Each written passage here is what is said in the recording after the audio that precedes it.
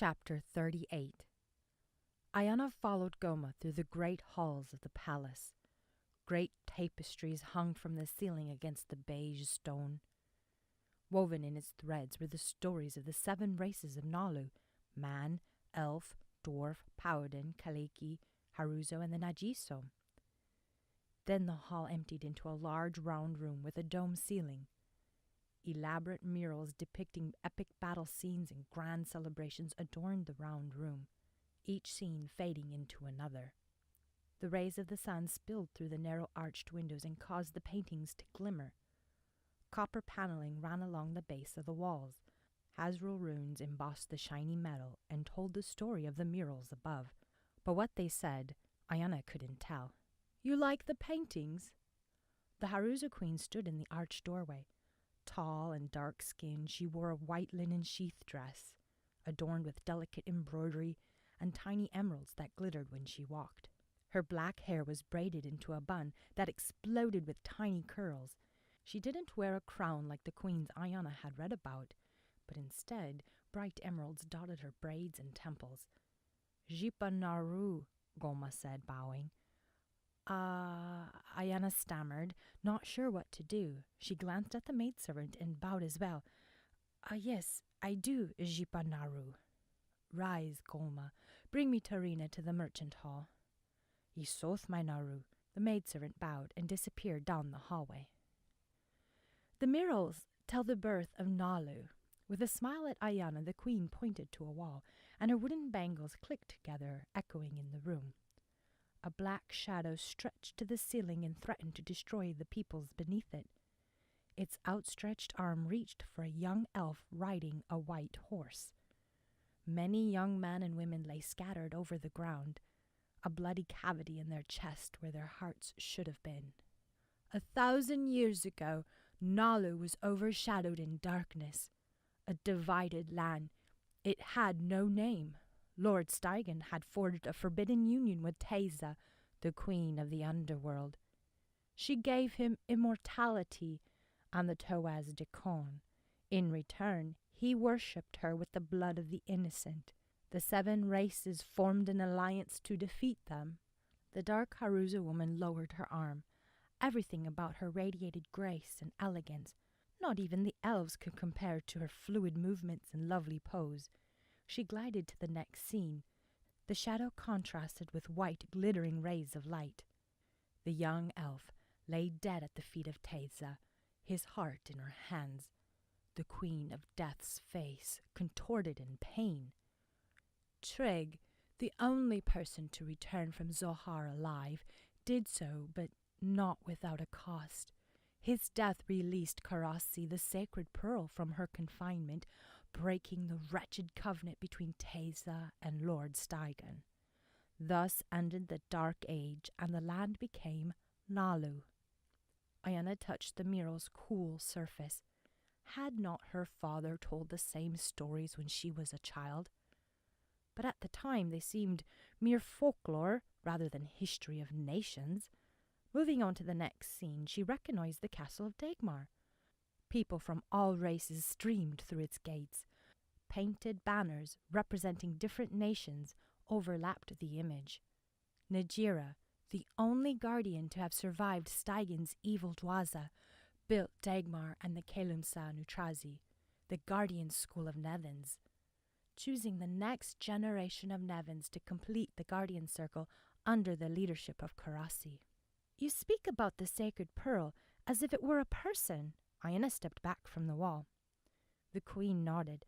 "There is mystery surrounding her. Some say she is one of the Chai, the 12 immortal rulers of Zohar, kidnapped from her paradise and confined to this world in a pearl of great size. Some say she is the mother of the Najiso, for when she was taken from Zohar she wept, and the fairies sprang from her tears."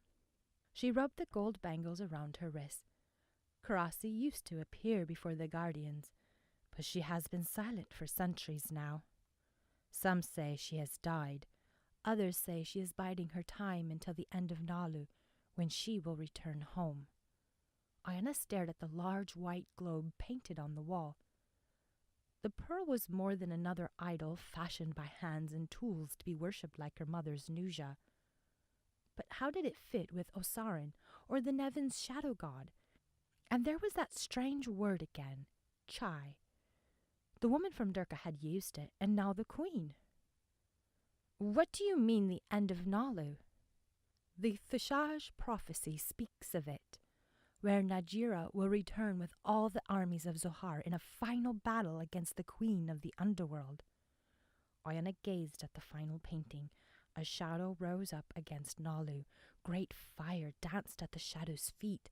Death and darkness shrouded Nalu once again. A man stood to fend off the imposing black cloud, holding only a silver shield. A thread of gold circled 9 colorful stones and 3 pearls at its center. All the nations fled into the rising sun, but they were met with 5 great men astride white horses adorned for war. Light clashed against darkness, again for the last time. What is the prophecy? It is a twofold warning, but of vigilance and hope.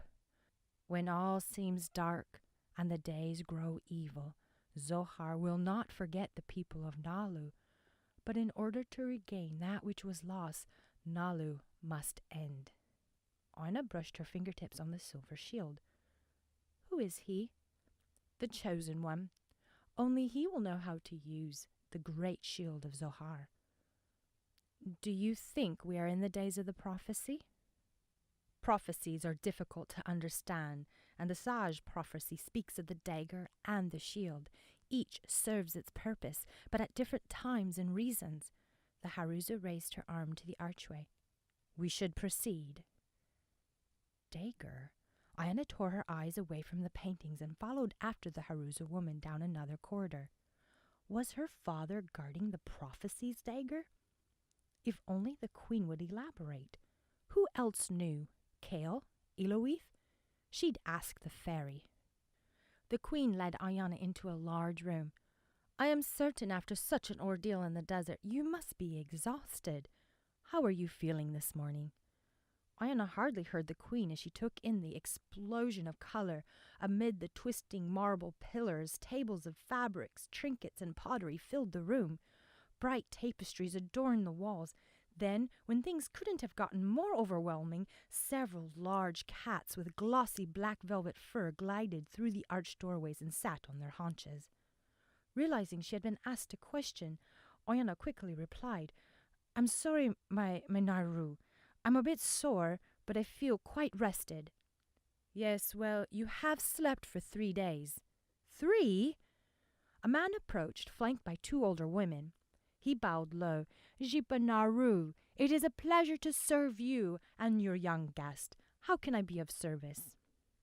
Her name is Ayianna, and she is in need of new clothes, especially an outfit for this evening's celebration. Isoth, my Naru. The man snapped his fingers. One of the women darted to Ayianna and began to measure her. I understand you are betrothed. You must be pleased to have such an attentive man. Ayanna's heart quickened. Yes, my Naru. He was quite vigilant, always checking on you and making sure the wolf, Liam, was well cared for. He must care for you very much. Did Desmond really love her like that? A warmth blossomed inside Ayianna, flowed through her body, and burned her cheeks. But it didn't quell the unease in her stomach. Why couldn't her feelings cooperate? Here was a man who wanted her, despite the curse, despite all that had happened thus far, and he was determined to marry her. Shouldn't that be a good thing? Fragments of her dream lingered in her mind, and with it the fading images of her dress and the star-studded crown. If she did marry Desmond, there would be no traditional elven wedding. The queen stepped to the side and picked up a gold vase. Do you not love your betrothed? Well, Ayianna swallowed. I don't know. What is love when one is betrothed? You may grow to love him. Arranged marriages sometimes work well, but if your heart is not willing, then it will not work. I am trying. He is nice to look at, but I have seen sides of him I do not like. Ayianna tried not to move as the woman tucked the measuring string beneath her arm. Perhaps even scare me. My dear, what is it about Kale that scares you? Kale, she stared at her. I'm not betrothed to Kale. No, I'm betrothed to Desmond. Oh, forgive me. I have not met Desmond. That is most interesting. She trailed off as she put the golden vase back on the table. Only seek the truth, be honest in your dealings, and with the grace of Prasanna, your path will be made straight. If you don't mind me asking, my Naru, Ayianna lifted her arms, and the woman placed the string around her waist. Who is Parsna? The queen smiled. Prasanna is what we call the shadow god of Zohar. I believe the guardians call him Vituko, the one with many names. We tend to think of him less of a shadow and more of a compassionate father. My Naru, the man came forward with an armful of delicate, colorful rolls of fabric. Which fabric will you be purchasing for the young lady's garment? The green one. He nodded and left. Ayianna couldn't stop her sinking heart. Why had Kale seemed to her and Liam instead of Desmond? Perhaps he had been detained or was still recovering. She hated the unanswered questions and the doubt tainting her thoughts. She needed to see Desmond again, hopefully before the celebration. The woman finished measuring Ayianna, gathered her things, and faced the queen. My Naru, I will have the garment ready for fitting this afternoon. She bowed and followed the man into an adjoining room. Ayianna, the queen turned to her, it has come to my attention that you need some formal teaching in combat skills. What? She asked, and then quickly added, my Naru? If you are required to battle, then you must be prepared. But I don't know how to fight. She tilted her head, sending her curls bouncing and the emerald sparkling in the light. Life begins without knowing how to do many things, but it is through learning and practice that life begins to take form. You did not walk or talk when you left the comforts of your mother's womb, did you? No. She had learned those things and how to read and cook. She could learn to fight.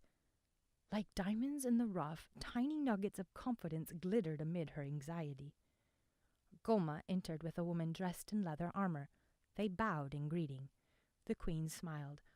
Ayianna, I would like for you to meet Torina, one of my best Basgronas. She will teach you while you are here. Excitement tingled down Ayanna's spine and into her toes. She would learn to fight, and then she could take care of herself and her mother. She might not need a men's covering after all. A weight lifted from her shoulders.